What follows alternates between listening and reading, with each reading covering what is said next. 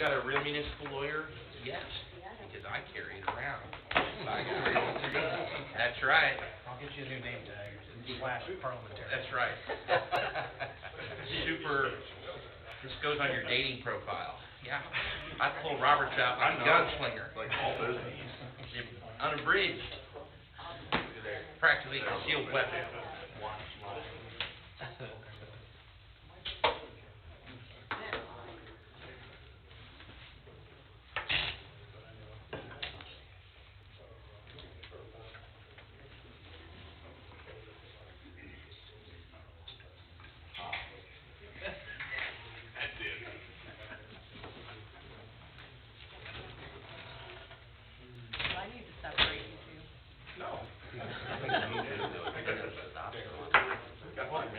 They're texting. I don't know that physical distance is going to accomplish much. I wasn't texting him, I was texting her. Yeah. I was trying to get her to get her to walk or sit with her for a minute. Her meeting at the That would be cool. Yeah. I've only, haven't seen it.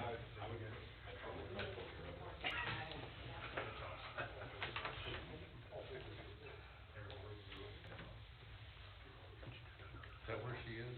Yeah, that runoff election. Their firm was contracted by the RNC for any election night litigation issues or something. Oh, in Georgia?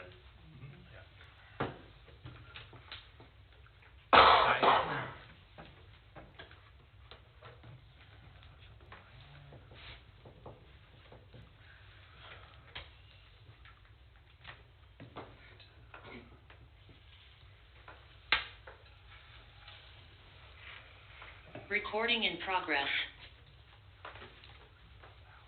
Good to know. Can't say bad words. Bad word. Just backing Gabe up here.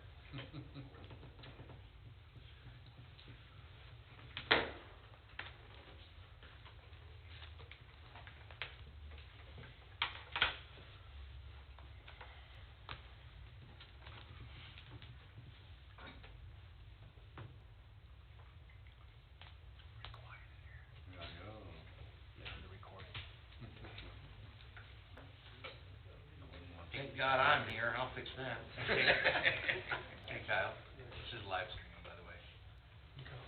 Trying a different flavor. What venue was it like? YouTube. I'll send you the link. I had a guy ask me.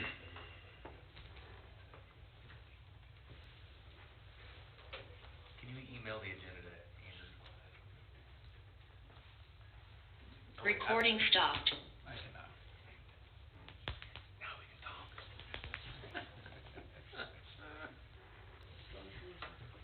I cannot. Close my email so we don't have to listen to it dinging all night.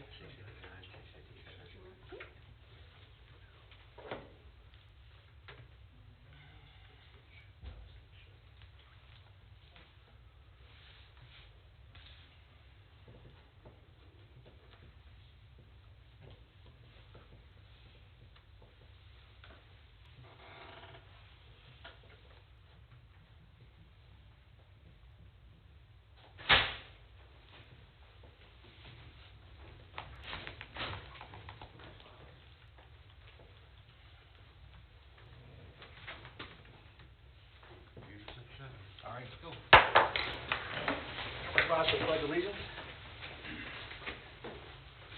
Allegiance to the flag of the United States of America and to the republic for which it stands, one nation, under God, indivisible, with liberty and justice for all.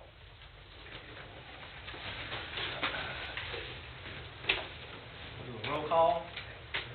Alderman Volkart. Here. Alderman Bradford. Here. Alderman Bell.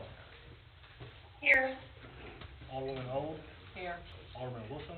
Here. And Alderman Wood. Here. Can I get a motion approval of November 15th, 2022 meeting minutes, please? I'll make that motion. Can we have a second? Second. All in favor? Aye. Approval of the agenda. I'll make that Motion. Thank you. Can I have a second? Second. All in favor? Aye. Special items, none. Appointments to the board and commissions, none. Scheduled public comments, we have none. Just a reminder that if you want to speak publicly, you need to have your information into the city clerk by Wednesday before the meeting date. Public hearing, none. Introductions and first readings. Council Bill number 2022-022, an ordinance extending the corporate limits of the city of Ashland, Missouri by annexing unincorporated area, directed by the city clerk to give notice of annexation, Wells property. This was tabled on 9/6/22. Can we get a staff report, please? Staff report in your packet. Nothing has really changed since the last time this came before the board. Meets all the necessary requirements for the city to move forward with this annexation. I know the Wells family's here if you would like to hear any additional comments on this, but as it stands, nothing has really changed since the board elected to table it. But here we are. And it's a legal matter. You're not required to take action. It's appropriate to do so, but you don't have to. Any comments from the Wells family?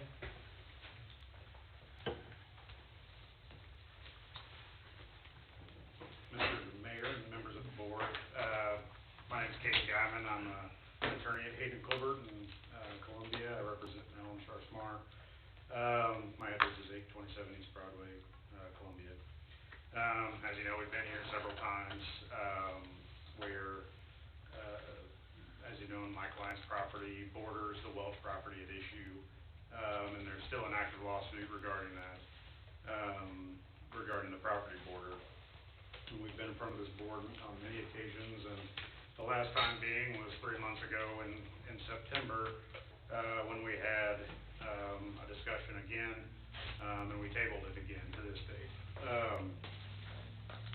It was tabled for the purpose of trying to reach a resolution. 3 weeks ago, on behalf of our clients, my firm sent a settlement proposal, and that has not been, it was not, let me back up. I mean, 3 weeks ago, and then we followed up with them multiple times, but we have not followed up with the Welch attorney and the Welches regarding the settlement agreement. Only 3 hours before this meeting today did we receive our first response with regard to the details of the settlement proposal, and I mean, with that, I mean, my clients have gone above and beyond to try to get this settled. They provided the engineer to make a proposed plat. They provided the attorney to draft the settlement agreement, deeds, easements, et cetera. But with that, I think we have reached a settlement agreement. We just did not get the signatures for that settlement agreement today, and the necessary documents that are associated with that, such as the deed that would transfer the disputed portion, as well as the conservation easement that was a part of it. So with that, we have not come to an official agreement as of today's date, but that's the update as far as we are today. If anybody has any questions, I'd be happy to answer that. So counsel, I'm Todd Smith, I'm the city attorney. So I understand you, the settlement agreement that is tentatively being discussed, does that resolve all issues? Is it in the lawsuit, all disputes, everything settled? Confusedly? If signed, it should settle all claims, Okay. but it is not fully executed as of today's date. Do you have, and I don't wish to pry into, the machinations and negotiations, but is this something where, you anticipate, I mean, we're talking about tomorrow it's gonna be good, or do you have a sense of that? Well, I mean, ideally, it would be done today, but, Sure. you know, I think the terms have been reached. It's just a matter of collecting the signatures at this point, from my understanding. So would be ideal that we could get it done that quickly, however, And then, Thanks. that's working with Ms. Lewis, I gather, their attorney? yes. Okay. Is she here by chance? No. Okay. All right. For the sake of the board, the lawsuit that was known as a final tie action, as we discussed, you know, is sort of in neutral, so it's still going, and it's not surprising that it wouldn't be over at this date. But that's interesting news, I didn't know that. Answer any questions? Any other questions?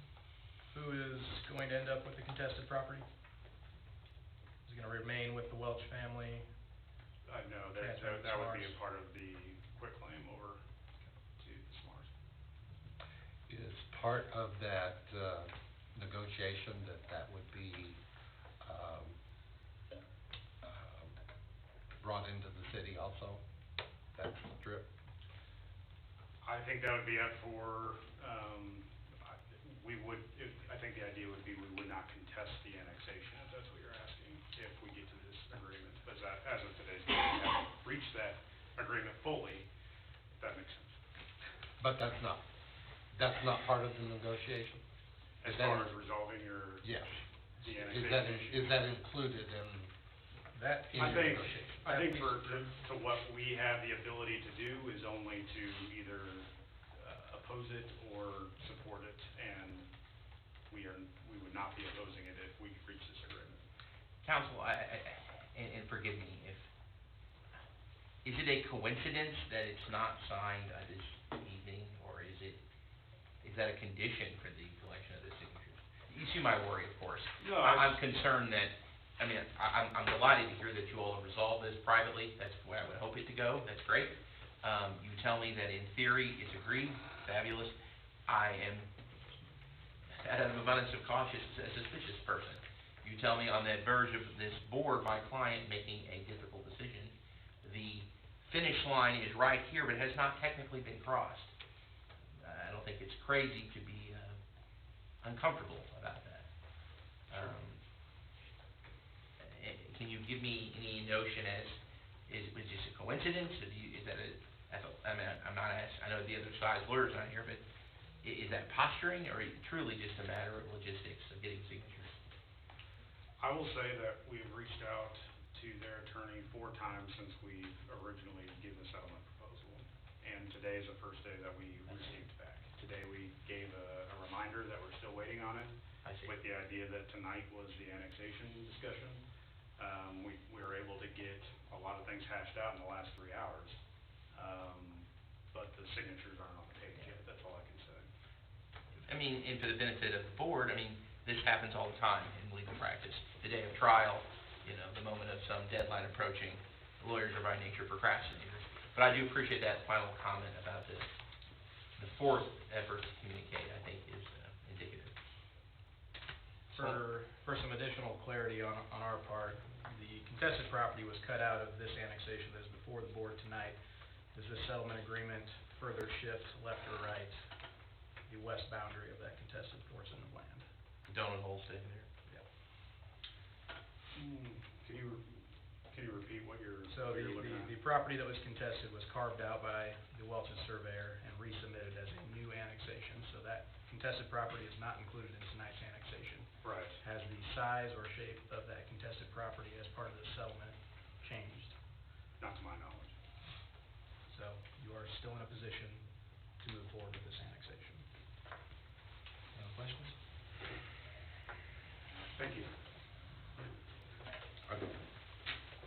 Any other Is there anyone here from the Welches that have anything they'd like to add? Hi, Michael Welch, representing the Welch family. These negotiations have been ongoing since we were first approached by the SMARS, well, our engineer was first approached by the SMARS, in which he made an offer of a cash payment for the property.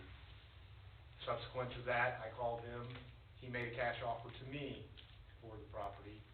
Then, a week after that, we received a notice to appear in court, my mother received a notice to appear in court for an adverse possession claim. Subsequent to that, we had a conversation with the SMARS and their engineer, in which they offered nothing for the property and brought more demands on top of what they'd already said they wanted. So we talked amongst ourselves and started trying to get our arms around that. And we met with their engineer and the SMARS again, and more requirements were added to the demand letter. Now, the last meeting, I wasn't here, I had health issues, and I've been ongoing health issues, I'm not even supposed to be here tonight. My doctor recommended that I not be here, he told me to avoid stressful situations because of my heart.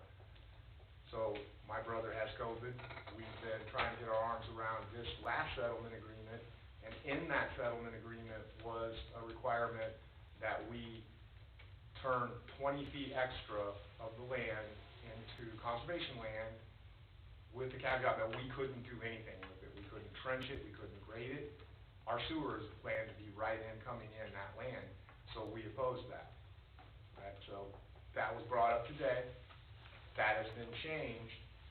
We hashed out some more things, and then at 4:45, we got a requirement that everything had to be signed and notarized by 6:30 tonight in order for that agreement to be valid.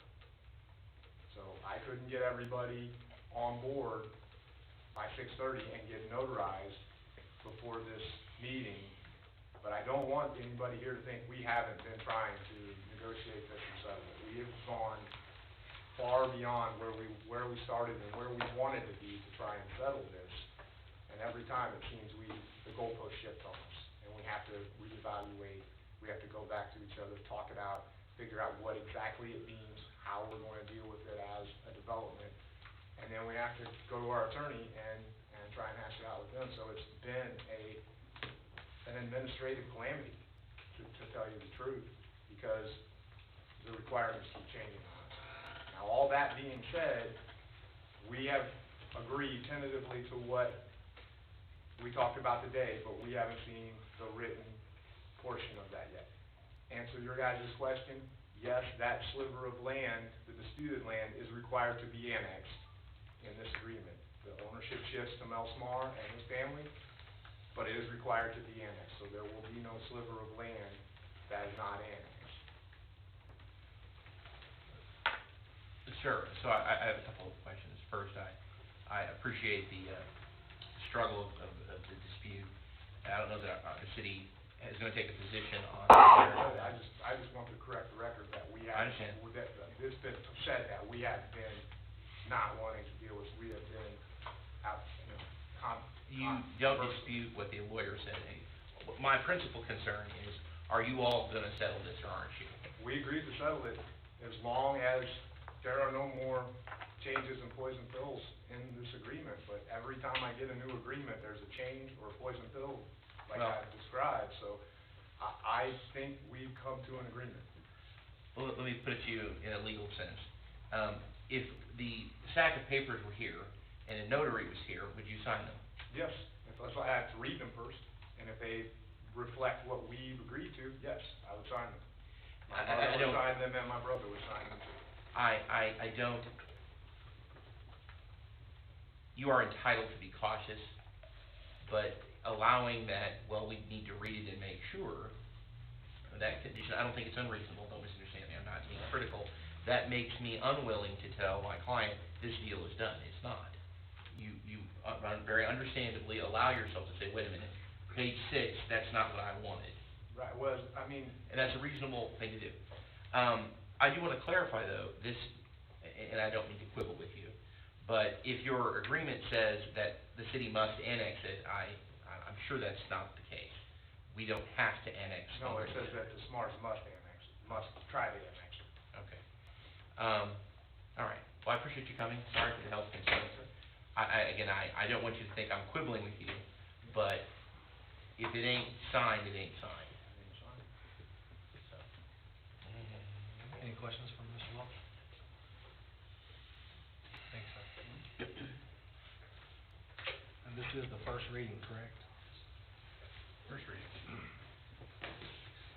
Can I get a motion approving, denying, or tabling Council Bill number 2022-022, an ordinance extending the corporate limits of the city of Ashland by annexing unincorporated area? I'll make the motion to approve. Can I have a second? I'll second. Call vote. Alderman Lewis. Aye. Alderman Wilson. Aye. Alderman Old. Aye. Alderman Bell. Aye. Alderman Bradford. No. Alderman Bocart. Aye. Alright, motion carries. Council Bill number 2022-032, an ordinance of the city of Ashland, Missouri, imposing a local sales tax for general revenue purpose at the rate of 3% pursuant to the authority granted by Article 16 of Missouri Constitution, providing for substance of qualified voters of city approval at its elections to be held on the 4th day of April 2023. Staff report, please. Sure. This is a standard tax ordinance. Amendment 3 passed, makes recreational marijuana legal. It contemplates that cities can charge an additional 3% sales tax. All of the Louver cities are getting the same basic thing. The deadline is the end of January to get it on the ballot. It will appear on the April municipal ballot. I recommend you all pass it. If there's going to be recreational marijuana sold in Ashland, we should get the benefit of that extra sales tax. To be clear, though, what we're approving is getting it on the ballot for the voters. The people of Ashland ultimately will decide whether or not the tax will pass. Any questions? Council?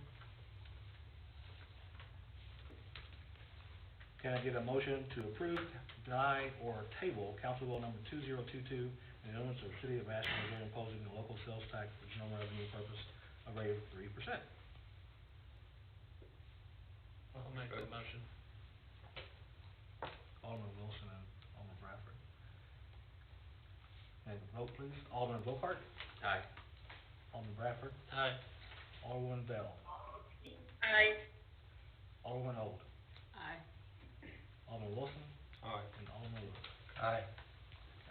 I would make one more little technical comment. Because this is from the amendment itself, this tax bypasses a lot of hoops. So we wouldn't normally be able to just do a sales tax this readily. But a lot of statutory requirements and red tape are skipped here. So, thanks. Council Bill number 2022-033, an ordinance imposing a street impact fee on all constructions in the city of Ashland. So we had a workshop on this matter last week.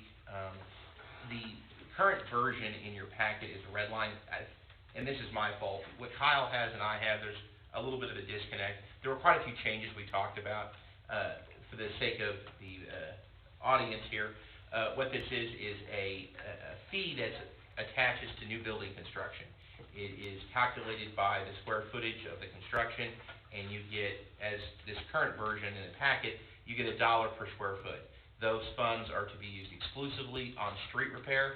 The idea is if you build a subdivision and you have a bunch of houses, you'll have heavy construction, vehicle traffic, bulldozers, dump trucks, which are particularly hard on roads. And so you have this little fee. It's not a tax, it's actually just a fee. It gets tacked onto your permit when you decide you want to build something. You have this extra money, it goes into a street fund, only to be used for that purpose. It allows us to keep our streets up and address the impact of increased heavy vehicle traffic, the construction equipment that's coming in. This is very popularly used. And I won't belabor the point, we've talked about it now at 2 different workshops. The last time, we made a lot of changes to it. We still have some things I'd like to fiddle with, but that's what we're looking at. It's $1 per square foot on all construction, commercial and residential. And so if you want to build something in Ashland and it's 1,000 square feet, you're looking at a $1,000 additional charge to build. And that money money goes to help keep the streets in good shape. I think that we have, like I said, a red line version. I think you could go ahead and pass the first reading tonight if you wanted to. I'm happy to discuss it further. I know that there was general agreement that this was a good place to spend the money on streets, and there are, little details you can fiddle with. The big change, I think, from the original draft was to include all construction, not simply residential. As a consequence, you will get more money and have more money, again, for street repair. You can't turn around and use it on parks. You can't turn around and use it on salaries. This money is strictly to offset the impact of increased vehicle traffic. So, that's where we're at. I apologize I don't have a more finalized version for you, but if you want to pass for a first reading, we can get it formalized. If you'd like to table it, that's fine. There's not a deadline for these sorts of things, but my legal opinion is that this is a valid use, this is a popular use. I leave to your judgment the political decision about whether or not to pass it. My concern is that we have it in here as at $1 per square foot, and we had a lengthy discussion during the work session, and that, while we didn't land on a particular dollar amount or fee, many of us were not in favor of going the full dollar, and here it shows up as $1. Tonight, since So, we had two people gone, was to have some further discussion on what Okay. the final rate needed to be. And I know I sent out some supplemental documentation kind of showing what that would look like, starting at 25 cents per square foot. So that's what we really need some staff direction on tonight, is even if you guys want to table it, at least have some discussion so we can further flesh out this ordinance for you. And from a legal perspective, the only thing you can't do is set it ridiculously high. You can't make it $10 a square foot. One of the ways that these impact fees can be challenged if it's proven to be profitable. But what we typically see is $1, $2, 75 cents. That is the generic neighborhood. It's not statutorily defined, but that would be the neighborhood we'd be looking at for our ordinance. There are lots of cities with $1, 25 cent, $2, that sort of stuff. So we're in good shape. We won't have a worry there. I don't think anyone was suggesting to Alderman Hall's position, anything, if anything, perhaps less. So that's perfectly fine, easy to adjust. Okay, you two were absent the day that we did the discussion, so you have the first workshop. Yeah, the second, you have first round, ask questions, comments and stuff like that. What is our fee right now? No, we don't have a street impact fee. You don't have, Correct. I mean, the 30-second answer is our street department would tell us we're not generating enough funds to keep our streets where they need to be. We need more money to keep the streets up. You can pass a tax, you can have an impact fee. Those are basically the choices. Yeah, impact is easier to pass. Impact is easier to change. And there is an argument that it is somewhat fairer. In other words, the dump trucks driving through town to build that subdivision, I already live in Ashland. If I have a tax, the argument becomes, I'm paying for dump trucks that are not my fault. The subdivision with the new 100 houses that caused the dump trucks to come down Main Street, they're the ones causing the increased wear and tear. They should pay the penalty, so to speak. The contrary argument is you make it more expensive to have development. A reasonable person might say, this might discourage development. People will elect to build elsewhere, because it will be, this is real money, it's not grievously expensive. The cocktail napkin conversation we used in the workshop was, $125,000 might be generated, right? So this is real money. You don't build a bridge with that kind of money, but it certainly makes James's life a little easier, helps us keep up with the wear and tear and maintenance of our streets. Yeah, I was just gonna say that after seeing the breakdown of what the actual real cost of this is, I know that, discussing 75 cents or $1, those kind of things were up for debate, but, I mean, at the end of the day, $1 per, however you want to break it down, per lot transaction or per home loan for, the end buyer of the property is almost nothing. I mean, we saw it's like $6 a month or something, $3 a month, maybe $1,000 over the 30-year life of think that's, I mean, I think $1 is completely reasonable when you break it down in that kind of terms. I think this is a great idea. I think whoever brought this up initially 2.5 years ago was way ahead of time. And I wish that person would have been on the Board of Aldermen 25 years ago, because the streets would probably be in a lot better shape. And the whole town would have been, already reaping the benefits of this. But I think that, going forward, the future of Ashland will probably look back on this and be, I think it would be a benefit. I ended my workshop with a brief comment, and I mean this sincerely. Your community is vibrant, it is growing, it is economically strong. You're in a position to do this without a problem. Homes are $350,000 here, new construction. If it costs $352,000, it's negligible cost, particularly over a long period of time. Many towns are not in such a position. So you all are doing the responsible thing. We're gonna have this very small fee that most people can afford. It'll help our streets. This is a good idea. Any other questions? Alderman, do you have questions or comments? I made my comments. I suppose the direction that would be most useful, and there's some grammatical things I need to clean up. I think, like I said, I have two versions of this, but the dollar amount is really sort of the stickler. And I would remind you all, this is just an ordinance. It could be $1 this year, and you might change it next. You can certainly do that. I bear no actuarial wisdom into telling you, well, I know for a fact you all need $87,000, and the 72-cent per square foot tax will get it done. I mean, that's what you'd ideally like to know. But my crystal ball doesn't work better than anybody else's, so. I'll throw my 2 cents out, probably a little bit more than that. As a person that just recently had to pay for a building permit, at $1, it would have more than doubled what I had to pay. And I already had to pay a lot, when you're already talking, $3,500 with all of the fees combined, jumping that to $7,000, it's gonna hit hard.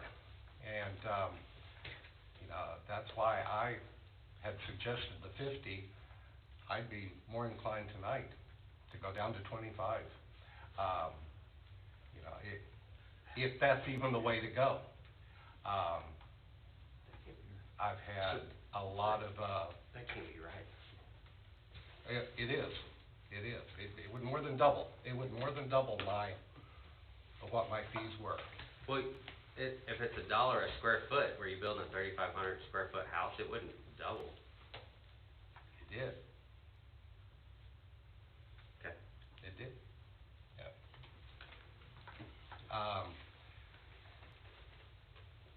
One thing we need to think about is, yes, we do have dump trucks, that type of thing. We've got a lot of other vehicles going in, through the city that also cause wear and tear. We've got the semis that are delivering, we've got school buses, we've got fire trucks, we've got lots of different things. I've had some communications from other builders too. The person that's gonna hurt is the home buyer. When we first started talking about impact fees, I seem to remember we were looking at more the bigger developer, hitting it on that initial commercial side,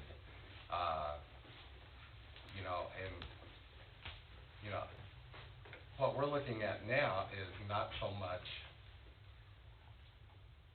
making money on that larger developer, the Amazon and that type of thing, as it is going down. Our homes are already high priced, adding probably close to $5 grand onto that, if it's a larger home, it's gonna hurt our market a bit. Well, maybe instead of an impact fee, we should turn all all the roads into toll roads and charge everybody a nickel every time they drive down them. I mean, I think with all due respect, I am trying to, but the problem, I mean, that's the deal, right, is that the reason people get these bad feelings about these things, the reason people vote down the Amazon use tax and stuff like that, is that they don't quite understand them. And then the examples are something crazy and drastic that gets everybody scared. And I mean, we've seen the numbers on a 30-year home loan. This doesn't hurt anybody. I mean, the majority, and when I say the majority, I'm saying like 99% of the citizens of Ashland, when buying a house, would probably not even notice.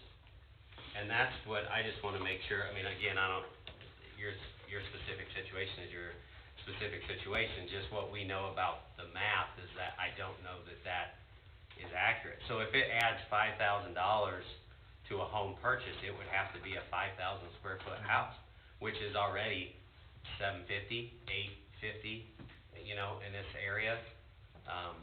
Maybe more than that. I mean, I don't even know if there's that many 5,000 square foot houses in the city of that, so maybe 2 or 3.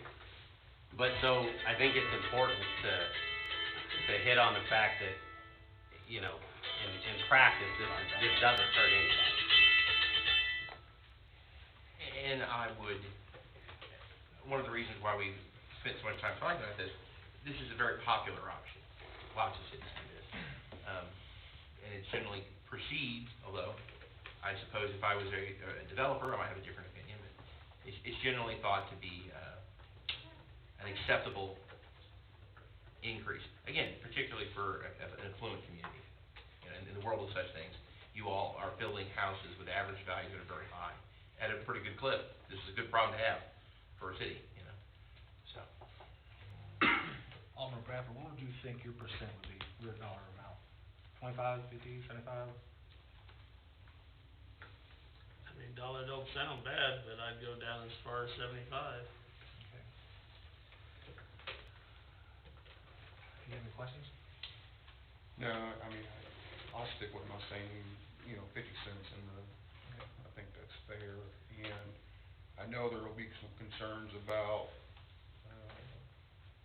construction, slowing down and stuff like that. There's other cities just to the north, it hasn't slowed them down at all, so. I'll open up to public real quick. Any comments or questions, or any comments from the public? Please present your name and address. I'm not fighting over it. Sure. Not fighting over it? All one happy family, darn it. Folks, my name is Christopher Felmy. I'm a retired superintendent with the community. Love the community. Ashland is a huge part of my heart. I'm here to support the community. However, I'm very concerned about this. As a taxpayer, especially with our school district, as a personal taxpayer, this, unless you're going to exclude the school district from this proposed increased fee, it will affect everyone, sir. It most definitely will affect every citizen. For the next 10 years, we'll more than likely see every 2 years the school district having anywhere from $5 million to potentially $20 million construction project just because of the growth in our community, as was said.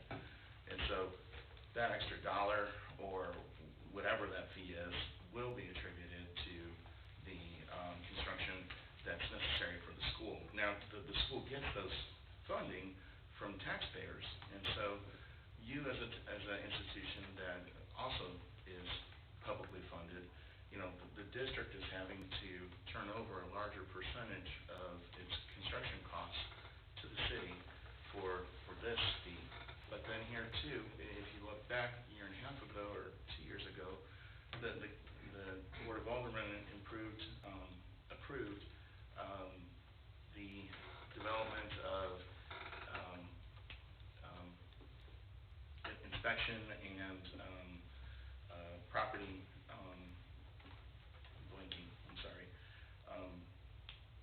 inspection and the approval process for construction in the city of Ashland. prices, that was originally, something that the county did. But when Ashland decided to take this on themselves, the fee went from, around 11,000 to 15,000 for the school district, and went to 55,000. That's a 5-time increase, at least 5 times an increase, which only took money away from the district's ability to provide services for its students. And so, you know, I'm just really concerned that these costs tonight may sound little, but I think they will play a larger impact in our community and the growth of our community. Commercial development's gonna happen, folks. It's not if, it's when. The quicker we can get more commercial development in the city of Ashland and southern Boone, that's gonna draw, property tax down on residential and agriculture property. And so, you know, the more commercial we can, foster in our community, in our southern Boone County, the better for our taxpayers, because we'll see that they're not having the burden on them as significantly as they do currently.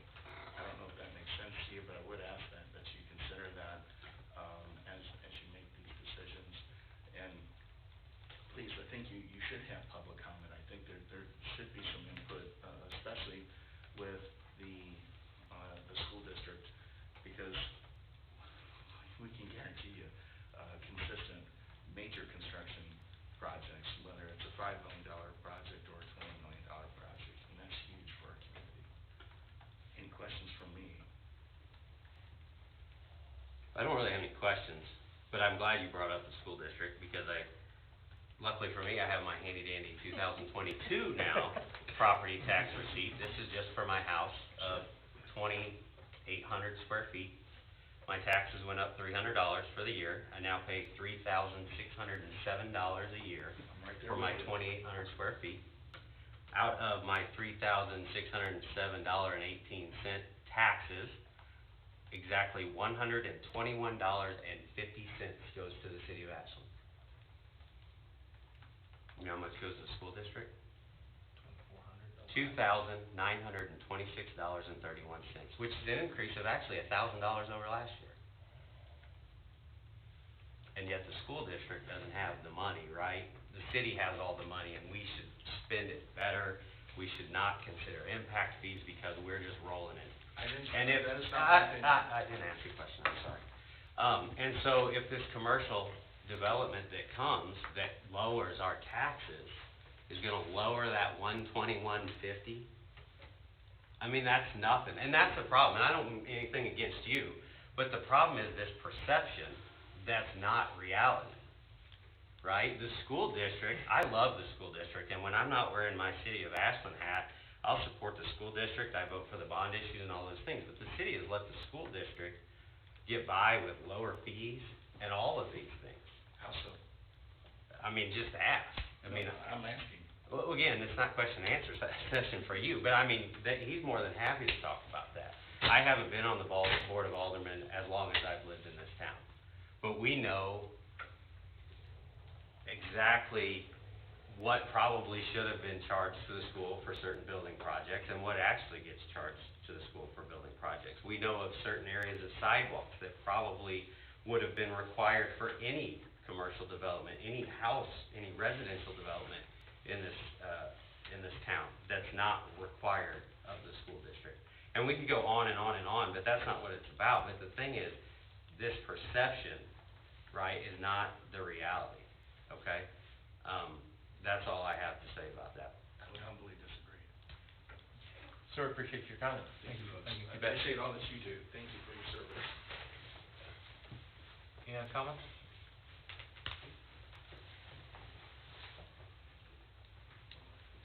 My name is Carl Freiling. I live at 17300 South Burnett School Road. And I have a question.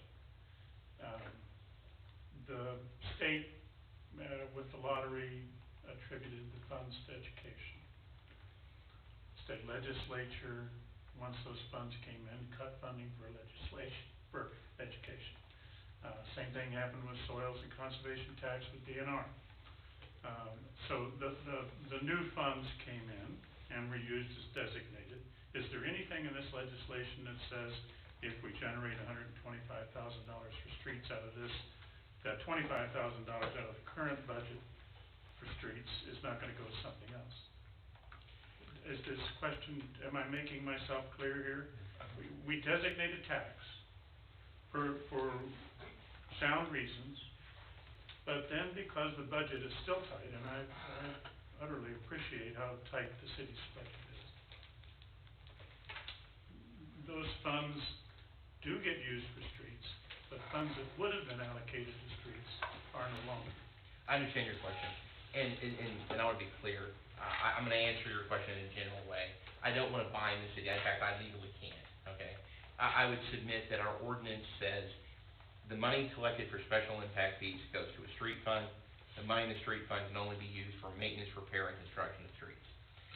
The offsetting budgetary thing you were describing is not addressed in the ordinance.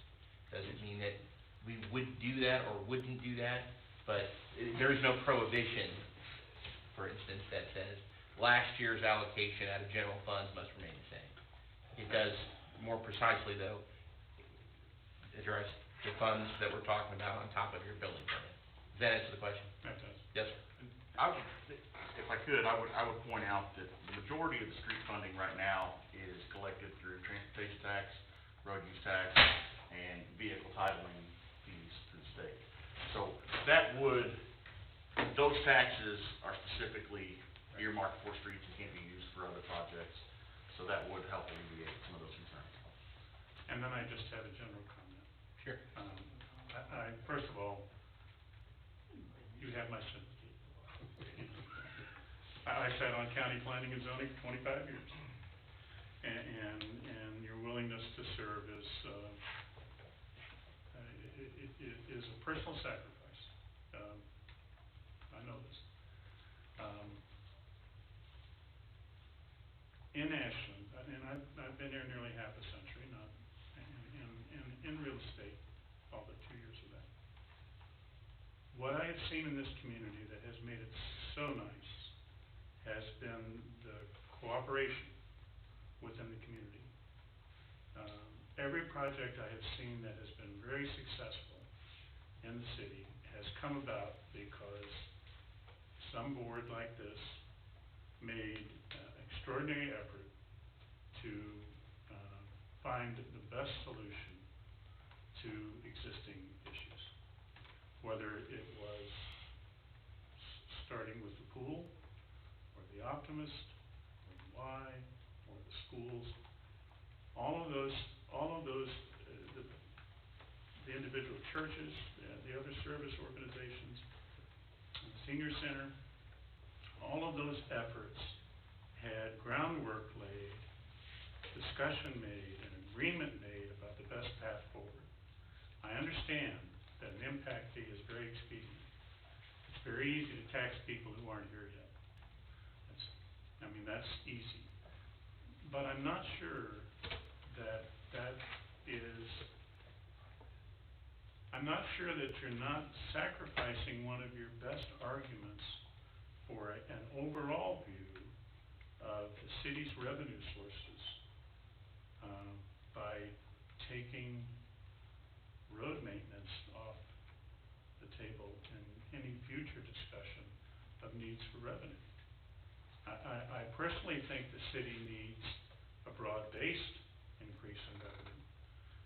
And I think that this community, if that argument is presented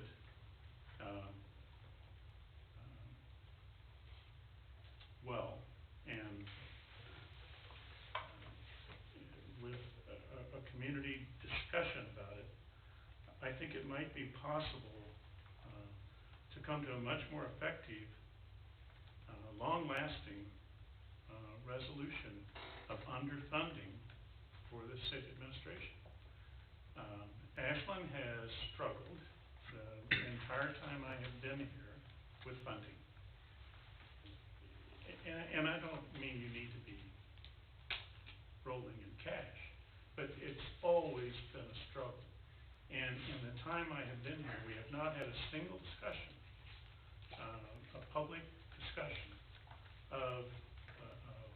here's where we are, here's what our community is, here's where we were headed, and we can see that now. Ashland's gonna continue to grow, and there are other needs besides streets. And I think myself that a combined presentation that includes street maintenance, which is obviously, everybody rides them every day, you can see it. I think that's one of your big levers. And I just think that the community needs to have a really broad-based discussion about funding that lets the city continue to grow without struggling to maintain basic services.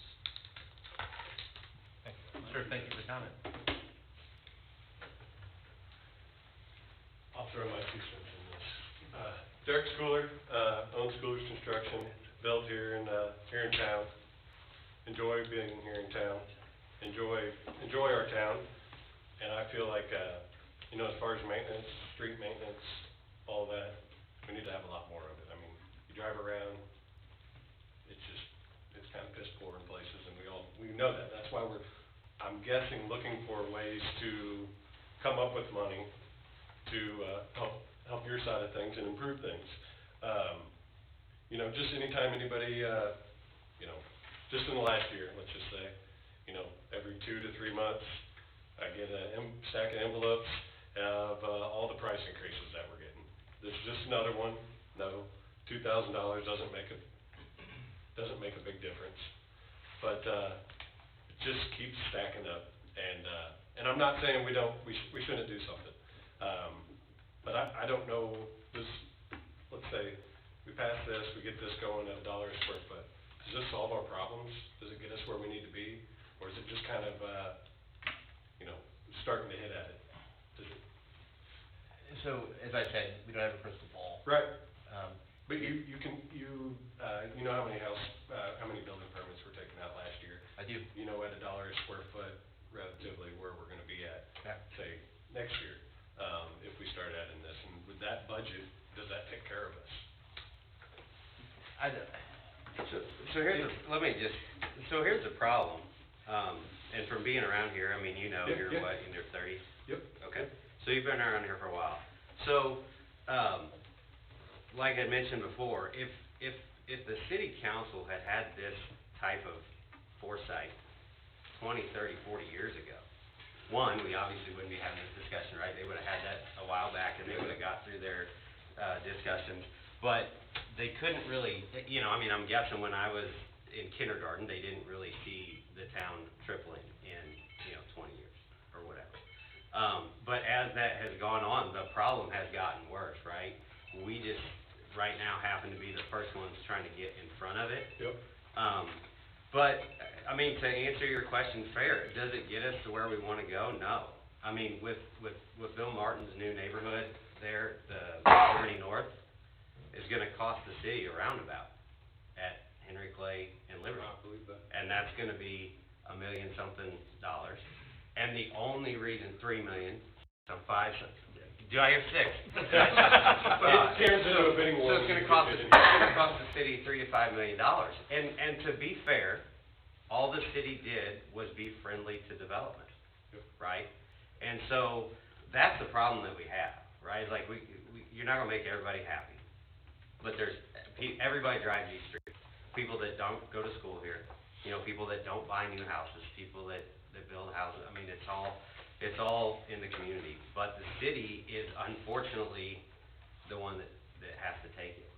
You know what I mean? I know exactly what you mean, and I'm not saying the city doesn't need to generate more money. I'm just curious, if you guys do this, is it solving problems, or are we just kind of putting a Band-Aid on a problem that we're trying to take care of? Like, I mean, is there plans to do more than just this impact fee here in the next year to help increase this revenue on this side of things? So I can kind of speak to that. With the projected revenues of this, if it was $1 per square foot, would be what, about $130,000 a year? 125, 130. Okay. That's based on 80 permits last year. Yep. On your typical annual street department repair and maintenance schedule, we would spend about $200,000, $150,000 to $200,000, to do overlays. And that might get us, depending on the length and width of the roads, that might get us, 4 streets if they're long ones, it might get us a half dozen. One of the biggest issues with this town are major thoroughfares. South Henry Clay Boulevard, South Main Street, Liberty Lane's in great shape, but I can't for the life of me figure out how. The dump truck traffic on Liberty Lane is just boggling. You are right, it does. And in Peterson Lane, although that's purely a residential area, it is a thoroughfare by connecting South Henry Clay to 63. Long term, what's gonna wind up happening, those streets, and we already see it with South Main Street and South Henry Clay especially, they're not just an overlay to get you up to snuff. They're big projects. South Henry Clay Boulevard, to do right, that's a $5 million project itself, because there's stormwater repair, or infrastructure that needs to be installed, there's right-of-way acquisition, curb and gutter, sidewalks, if we're gonna make it where it needs to be, to reflect the values of Not Ashland. putting Band-Aids on things, doing it right and making it last. Exactly. Do something where it's gonna last. But, And- so I guess to answer my question is, this doesn't even touch where you need to be. It's just a step in the right direction. Yep. I mean, Yep. it helps us long-term, when we can get a lot of these, subdivision streets caught up, where we see the 10 to 15-year lifespan on our concrete, so we can come back and we can do our overlays.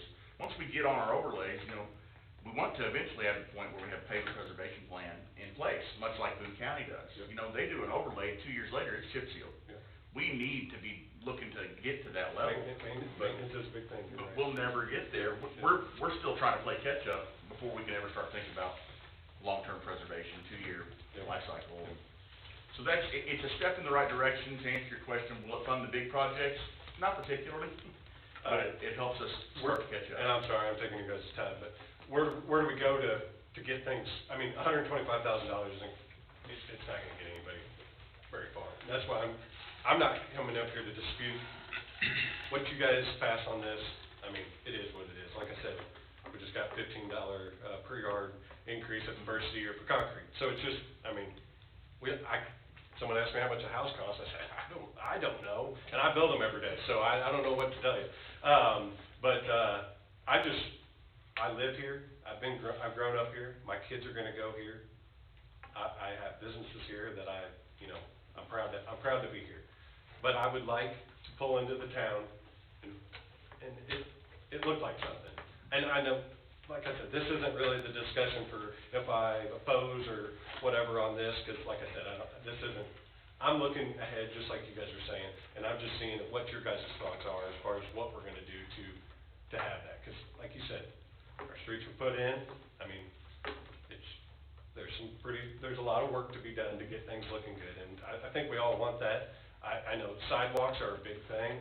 I see kids walking, say from West Oaks. How long have kids been walking from West Oaks to school? And, now we put in, like you said, you were talking about the Liberty Landing subdivision. We put in 2 subdivisions down there, and there's not a single sidewalk from either one of those subdivisions that leads you to an elementary, primary school. To me, I can't ever grasp my head around that, of all the things we think about, but the safety of getting our kids to school isn't on that list. And I'm not someone I'd rather spend a little extra money, have it nicer, but I want our town to. And there will be, right? Yep. I mean, that's the thing, right? It's like you said, sorry, but, I Yep. mean, you hit the nail on the head. It's like this doesn't get us there. Yep. But this, plus the grant funding that we're in, the partnership with the YMCA and the school to get the sidewalks going, and Yep. the, hopeful, I mean, we've been talking about, commercial development since, Well, since nothing, I mean, it's like And- COVID hit, and it just. Yeah, and there's places for it, and things are working, and we're a hell of a lot farther down the line today than we were 30 years ago, but that's the thing, is I personally feel like I would be doing this city a disservice if I sat here and said, well, hopefully, hopefully Sonic comes in tomorrow. Well, I don't think one business is gonna solve our problems, just like this isn't gonna solve our problems, but I'm just looking at the bigger picture. I love living here, I love, building here and running a business here, but I'm just asking questions, so. To somewhat answer your question, so the board has had 2 workshops on this, and the first workshop focused on whether or not to look at impact fees or whether or not to look at sales tax. We ultimately felt that an impact fee would be more agreeable, but just for your reference, if the sales tax were to be pursued, a half-cent sales tax would generate $200,000 a year, so. And like Nate's saying, $120 towards the city of Ashland, I mean, what can you do with I mean, I know there's several residents, but I get it. I can almost buy a yard of concrete. Almost. Not for very long, you know. Yeah, I got the same letter. Any more comments, sir? Any more comments from public? Oh, I said I wasn't gonna come up here, but, I was kinda watching this, guys. Donnie Sanford, 810 West Glen Court. I also own the CarQuest here in town.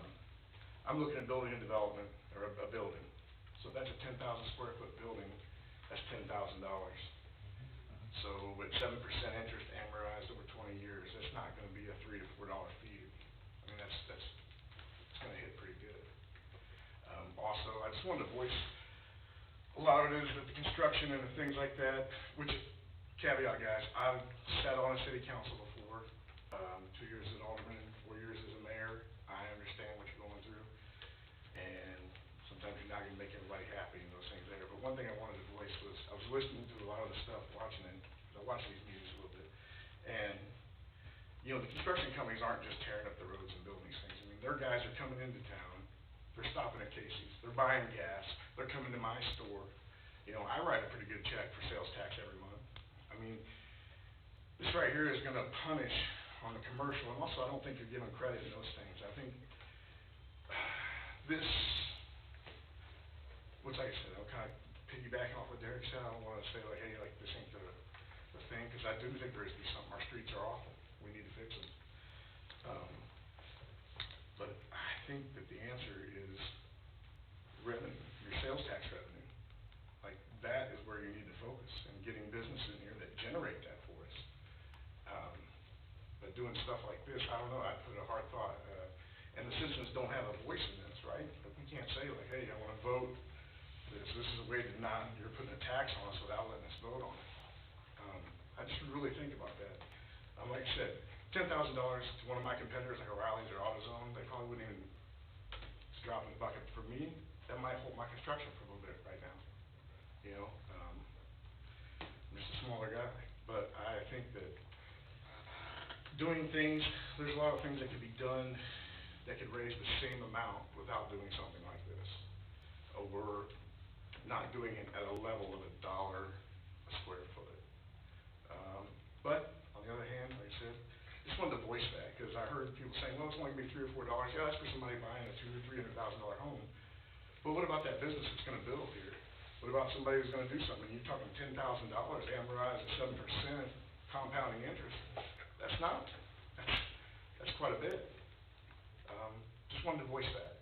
And I also wanted to say that, you know, these guys, yeah, the construction guys are beating up the road, but their guys are stopping at Casey's, they're buying gas. That money is coming back to us. We all benefit by them building. And just wanted to voice that. And also, like I said, I've been where you guys are at, and these things are tough. Thanks for hearing me. Thank you. So, Yes, sir? can I ask you a question? Yeah.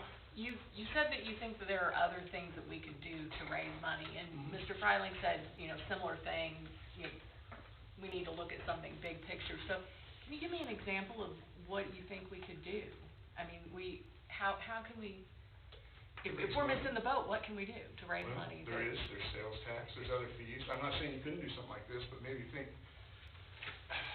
I don't know, I'd have to look at it. I mean, you tell me what in this city is not raising, and I'd have to look at it. I'd have to look at the finances of where the city's at, and I see that there's how many gas stations, how many things that are collecting revenue. I guess I would wanna look at, what department is struggling the most, I guess, would be streets, correct? Yeah. Because that's what we're here on this? Well, So in every other town. One of the departments That's is correct. struggling. The town that I was mayor of had a little less than 1,500 people, I think they're below 9, and they had double the size of people that James has right now. And I've said that from day one, I can't believe he's doing what he's doing with what he has. So I guess I'd ask, and you know what, we had a Casey's and a grocery store that closed down, and one semi-filling station, Hardee's or Barry's, that really wasn't run. and we had $1 million budget a year. So I guess, I mean, I would look at first, where is our money going before I come up with something like that? And then there is a lot of things you could do. There's a lot of things you could do by imposing something like this, but having economic breaks or doing things like that, I'd have to put a lot of thought into that. I can do that for you. Oh, I thought you had I don't. ready answer, right? You know, when you This is a present it. public comment, I was Yeah. just making a comment that, I just didn't feel I heard anybody say that, hey, these people do, it's not like these people come in here and just tearing the roads up. I mean, we spend money here, everybody spends money and does, and I think, honestly, the answer is you need more revenue. Revenue is created from sales tax. I think you need to do things that are a little more pro-business to drive more business to be here. Once you do that, that's gonna fix your problems. I don't disagree, except the problem that everybody seems to be missing is that we've been trying to be pro-business for 20 years, right? And how long do you just sit and wait and hope? You know what I mean? Like you bring up good points, and I don't necessarily disagree, but yes, all those construction workers, they go to Casey's, they go to the gas station, they go to whatever. How many new subdivisions have been built in the last year? And how bad are the streets? Subdivision's different from. Well, no, but what I'm saying is, That's not a that business. building has been going on while break time and fast lane and break time part 2 and, Casey's and all these things are here, but it's not getting better. Well, let me ask you this. This town has tripled in size, and you guys are having, you know what, believe it or not, you're having growing pains, which is an amazing problem to have, because the problem I had was my town was dying. And what we were trying to do was keep people. These are good problems to have, believe it or not. But here's the thing, why aren't businesses opening? Because the people are here. Let me ask that, why aren't they opening? If it's pro-business, I'll tell you, I opened a business here, cashed in every 401k I have, put everything I have in my life to open a business here. And I'll tell you what, it was rough. And I know I really didn't want to come up here and address this, because as a business owner in this town, and I owned a business in the last one, and I don't want to get into it where everybody thinks I'm not dropping bombs on you guys. I just felt like I heard those things, and I'm emotionally and personally invested in this. And the reason I opened my business here is because I like this community. And you know what? I said, hey man, this place needs a parts store. Why don't we have a parts store? So I did the research and opened one. And I'll tell you, it was rough getting open. And for the record, sir, who was it that invited you to come move to Ashland over Old Summit? I don't know. Who was that? Creel? All right. Carl, make sure it's in there.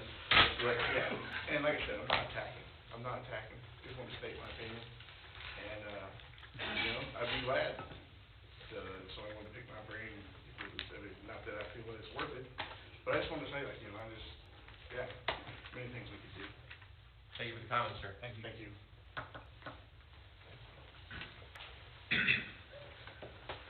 Landon Smith, I live 210 Hickman Alley. I agree with you guys, the streets are pretty bad, and I admit I tear it up. I'm a builder here too. Most of the time, we fix it, most of the time, but we do have some residual effects, is what this is for, right? So, I feel like what happens next year when building slows down? Do you get 80 grand, 70 grand? So it just does less. So what if we did something that was more consistent, like the sales tax that they were talking about? Something that gives you guys cash every year, that gives you the 200,000 that you're talking about. Because if our people are here and people are still living here and businesses are open here, you can have that consistent amount. If you guys do this, it's fine. It's not that big of a hit, honestly. It's just another budget item. We don't do something that's fancy in our houses. It's not that huge of a hit, but it's not a consistent funnel of money for you guys. And that's kind of what my only concern is how do you guys get ahead of the problem instead of like a little Band-Aid that's here and then it's not there next year and then the next year you might get it. That's my only comment. Is how do you make this more streamlined? It seems like a quick fix. Well, part of it is, again, that it's not, I guess it's the perception of it, right? But this isn't necessarily a revenue generator. This is an offset of expenses. So like if you're, in your example, if we have less building, well then there's less impact and we're cool with that because we're even, all right? I mean, that's what the goal, that's why this isn't a tax, right? Like this is. What if you combine it? Do a sales tax and a 50 cent permit? And we can absolutely, I mean, you heard it here, there's 10 people in this room that are for sales tax, right? But, I mean, all joking aside, how many sales taxes have been shot down in this town? I'm not against Yeah. the dollar per square foot. I'm okay with that. Yeah, I live with that. but, yeah, so, But yeah. it's just not something that he can get ahead and do something Yeah, with. but that's what I was, just to answer your question, is that like generally, it is designed to offset, right? So without impact fee, you tear up the road, you didn't fix it, the city's coming in and fixing it and going negative, Yeah, is the yeah. example. So in this, if you build one house, tear up the road, city comes in and fixes it, then your one house makes it even, right? We're still behind, but we're closer to even than we were without it. Yeah, I'm not against it, just get something additional that's more streamlined with the growth of the community. Cause Sure. this, we could slow down too. I do appreciate your candor. I would make one little tiny comment of the record. Impact fees cannot generate revenue. One of the ways that you get in trouble is if they do start to generate revenue. It is absolutely the offset that he's describing. Yeah. Your comments as well, taken. Thank you for making it. Thanks, guys. Thank you.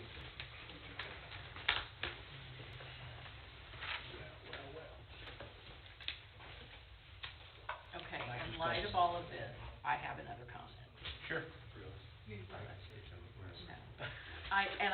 I'm not opposed to the impact fees, like we've all talked about, we need to do something, we need to try to get a handle on this, and this is a first step. But after hearing these comments, I think we need to do some more work on the fees. I think we need to have a separate fee schedule for residential versus commercial, because there's a different impact that each have. And like they said, we don't wanna slow down commercial business, so I think we need to make this more reasonable. And I think for a commercial development of $1 a square foot, I think maybe we are going to hurt that. I think maybe we need to talk about that some more. So for the benefit of the two aldermen, the original draft proposal, which was just for the record discussion, the original one was only for residential construction. Of course, you add commercial, you get more money, more other stuff. It's no problem to generate. We have examples in other cities with breakouts. And one of the work groups we talked about, the sewer stuff, that's real easy to do. A house has 2 toilets, a car wash generates a lot more water in the sewer. So we can certainly do that, but it will be another matter of setting that dollar amount. So it'll slow us down just a bit, but that's no problem at all. Would you be interested? Melissa, did you make a motion? No, that was just a general comment. Okay, I'm gonna make a motion to table this to allow us additional time, and I would like, as part of that motion, to direct the city staff to set up another work session approximately a month from now. I'd like to do additional research as well. Can do. I'll second that motion. Alderman Volkart, No. Alderman Bradford, Aye.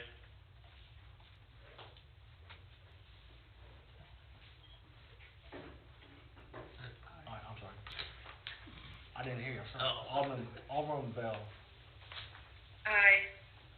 Alderman Old, Aye. Alderman Wilson, Aye. and Alderman Lewis. Aye. Motion carries, it will be tabled for 1 month. Can I say one more thing, and this is on the sales tax too? Keep it Tim, brief, buddy. I'm just sitting here, what's that? Keep it brief. Let's hear Yep. it. Why don't we come up with a big picture of what we're after, and when we go after a sales tax? Because I feel like just, hey, we want more of your money, doesn't get you as far. But you show something that you can get out of this, say, show the street, sidewalks on both sides, and some landscaping and stuff like that, something that's easily maintained, and I think we might have different results. And that's just my opinion, but I'm all for it. I'm just, What you're talking about is the capital improvement plan, but, we're happy to include renderings, but those cost money. Yep. I'm. But if it gets you where you wanna go. I agree with you, I understand. Homeowners like we were able to do renderings for the Veterans Memorial, and that sold it, and it funded itself, and it worked out really well, Yep. but. No. Gavel James down. And vote tax on Facebook. Mr. Mayor, let's move it along. You're done, sir. Moving on to old business. Ordinance number 1419, an ordinance extending the corporate limits of the city of Ashland, Missouri by annexing unincorporated business, directing the city's clerk to give notice of the annexation. Staff report, please. Second reading from our last meeting for IFS, the rezoning hearing will go before P and Z at their next meeting, and then it'll come up to the board for approval. Nothing's really changed with this. We were just struggling to get them to sign off on the rezone petition. Ownership is out of St. Louis, so we just had some timing hurdles to get them here to sign off on that. So everything is progressing forward as originally presented. Thank you. Any questions for staff? Call the vote. Alderman Bocart. Aye. Alderman Have Bradford. a motion Aye. and a Oh, second. sorry, motion, I'm sorry. I need a motion. I'll make a motion. Need a second? Second. Alderman Bocart. Aye. Alderman Bradford. Aye. Alderman Bell. Aye. Alderman Old. Aye. Alderman Wilson. Aye. And Alderman Lewis. Aye. New business, a resolution authorizing the donation of surplus property. So Mr. Mayor, this is just regarding the, two existing sets of wood and metal bleachers that are currently at the ball field, part of the LWCF grant project. We explained it was our intention to donate those to the Hartsburg Lions Club. We're ready to do that. Thank you, sir. Any questions for staff? Need a motion approving the resolution authorizing donation of surplus. I'll make that motion. Can I get a second? Second. Call the vote. Alderman Lewis. Aye. Alderman Wilson. Aye. Alderman Old. Aye. Alderman Bell. Aye. Alderman Bradford. Aye. Alderman Bocart. Aye. Moving on to reports. Mayor report. We got, sorry, you don't have the updated resolution or the updated agenda in your package. Just to the station. Oh, Darla had an emergency edition yesterday afternoon. Jane had one. I was told to. I get a motion to, a resolution authorizing the repair of Justin Lane lift station. Can the staff report, please? Mr. Mayor, this is regarding the, need to repair or replace a faulty pump at that lift station. We recently discovered on Friday that, this pump was, we received the quote Friday, for repairing a pump that had failed. It's a 25-year-old pump. The manufacturer's rep, Band of Honor Engineering, has provided a quote for, just under $5,700 to repair the pump, which will have a 1-year warranty. The other option would be, just under $11,500 to replace the pump, which would have a 5-year prorated warranty. Staff recommendation to, move to repair the pump at this time for $56.49 and 6 cents. This is over a spending limit, and it's kind of an emergency repair situation, which is why it was added prior to that 24-hour deadline on the agenda. Can I get a motion approving resolution authorizing repair of Justin Lane lift station? So moved. Can I get a second? Aye. Alderman Bocart. Aye. Alderman Bradford. Aye. Alderman Bell. Aye. Alderman Old. Aye. Alderman Wilson. Aye. And Alderman Lewis. Aye. Sorry about that. Moving on to reports. Quick report, I know we're behind time. Parade went well. Don't forget about the, Christmas luncheon, it's December 16th. If you can attend, we appreciate it. I did notice the service call report that was posted on Facebook and all that. Very good, I like it. Shows where everybody's going. So, good idea. And then also, back to the impact fees, I've had, in the last 48 hours, 3 different developers call me. And I explained to them that it was not on the developer, it's on the person who's buying the building permit, okay?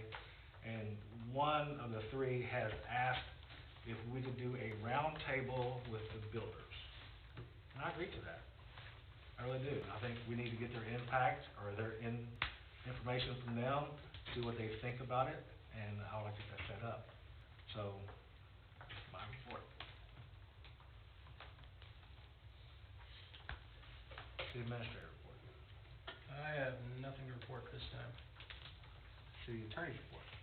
Today is the first day of filing for the April 2023 municipal election. Those of you who would like to run again have until December 27th to do the paperwork. That's it. Just thinking. I just bought another term. Yep, you did. Gotta see it through now. Police chief report. Mine's, fairly brief, more about asking if you got questions. Still one position vacant. We haven't really done a whole lot in terms of recruiting. There's actually some internal stuff in terms of like the background process that we're trying to clean up a little bit before we hit that really hard.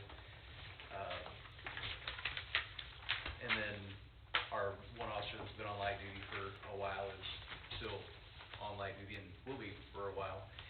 And then we've had another officer that's been out, for the past several weeks due to a medical issue, and, the resulting effect of his absence and the others has created a fairly significant amount of overtime, especially during the holiday period, so just something to kinda keep in the back of your brains whenever we start talking police budget here in a couple months. So, other than that, you may have noticed in your report that the Liberty Lane traffic study, has been completed, and there's a lot of cars that go in and out of Liberty Lane South. 19,000. Huh? 19,000? There's a difference of about 10,000 between the two between two locations. and, yeah, I saw that. So, At a nickel a car on a toll road, I mean, that could really help. I know, man. Forget impact fees, let's just put somebody in a booth and, right there in the four-way. So, And I saw the speed at 90? that was a high speed of 90 miles an hour, which frankly doesn't shock me, because, I don't know about Dave, but I've sat in my backyard a number of times on a Sunday afternoon and heard the motorcycles revving it up and hauling the mail west out of town, so, and honestly, that's kinda difficult to pinpoint, because you could stage an officer out there for 12 hours and may never catch somebody speeding, but you set a black box out there with a radar in it that's recording speeds, and somebody's gonna go 8 million miles an hour through there, so, and it seems to be confined to like one vehicle or two, so. Any other questions about any of that traffic study, speed study? So the whole purpose of this was the discussion about the stop sign at the intersection, what have we concluded? Well, we Or is it honestly haven't second part? had really much internal discussion about it. We've got some raw data that we kinda need to look at. What I pass along to you is some canned reports that the software that the system operates off of, I plug in some parameters and add some stuff to it, and then it spits out what I want. Or what it collects and makes it, so that somebody can look at it and make sense of it without sorting through thousands of words. So, I'll chime in a little bit. this data doesn't point yes or no to a stop sign, as Gabe previously Right. reported and James reported. You can't use a stop sign to control speed, so we would have to make the argument that that is a dangerous intersection. As we can see from here, though, you have 45 mile an hour posted both directions. Your average speed eastbound is 35, and your average speed westbound is 46. I don't think that probably lends towards the argument of being unsafe.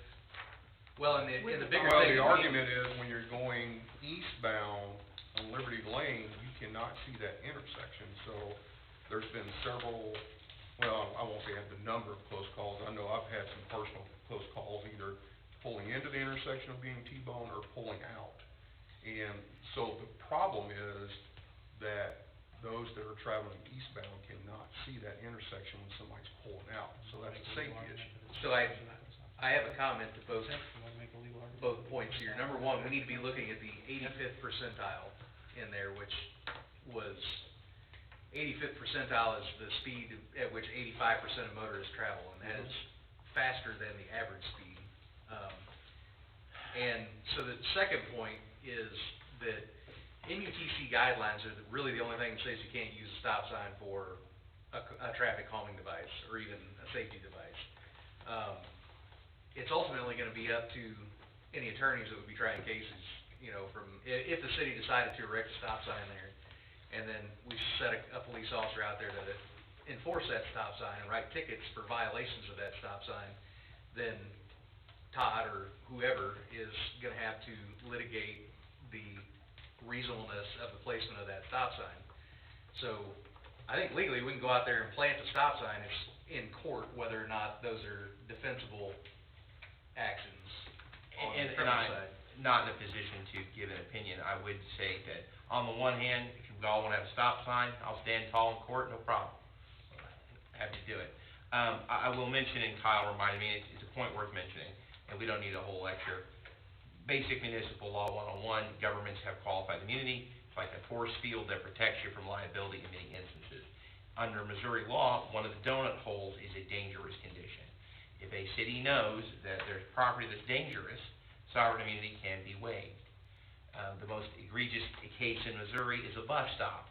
It got plowed into, and Kansas City was held to be liable.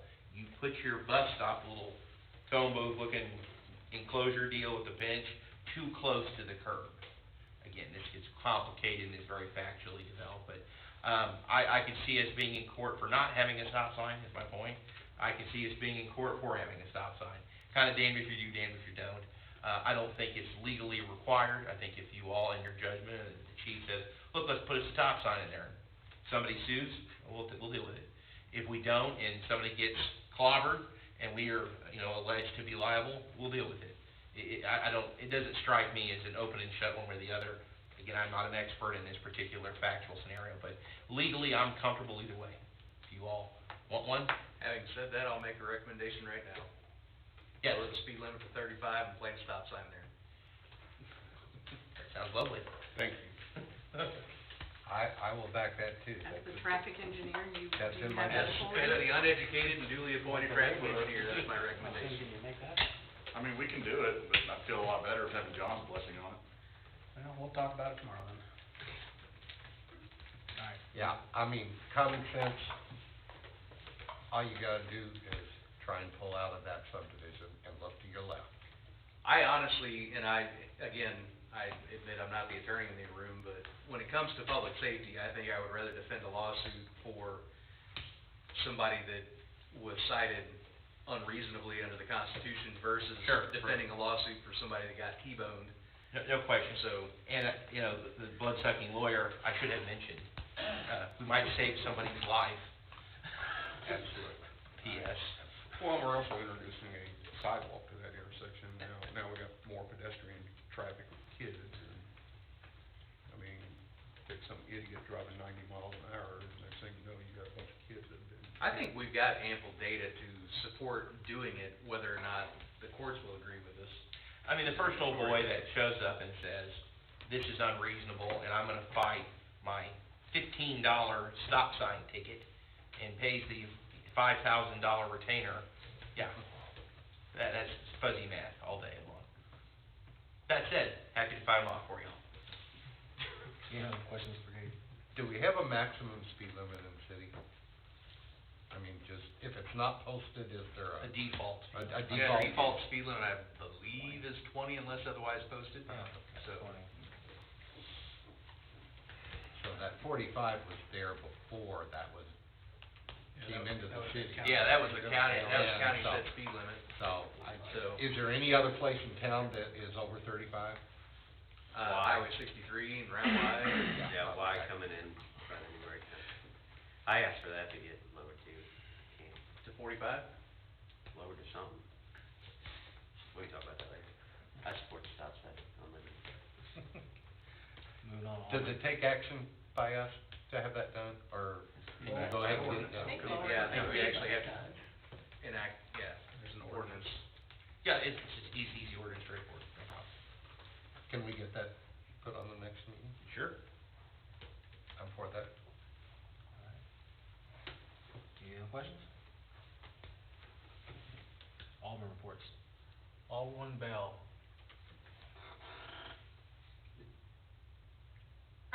Hey, I know I need to follow up with Kyle. Kyle, I had previously mentioned the capital improvement sales tax. Yep. And I know with all the discussion tonight, we might wanna dig back into that, so I will get with you on that. I know the ball is in my court. And then also just a thank you to the city staff who helped let me connect remotely. I know that was extra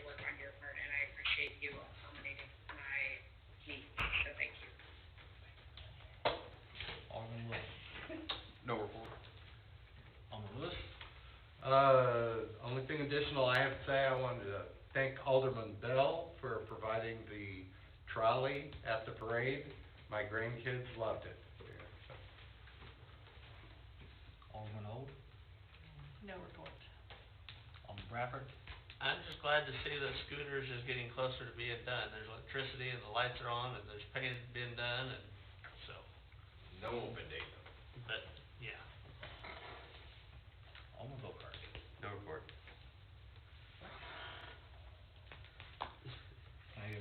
Any general comments from the public? I have. Did you have a report? Not this report. Not this time. Want to make sure you didn't get forgotten. I appreciate that. You're welcome. No comments from the public? Leg lamp holder right here. One that up. Can I get a motion to adjourn? I make that motion. Can I get a second? Second. All in favor? Aye. The award for the best in show on the Christmas parade. To be expected. 20 minutes of work on my city truck earned it. James, before you leave. Ma'am. I need to talk. Okay. Oh, hell, that now.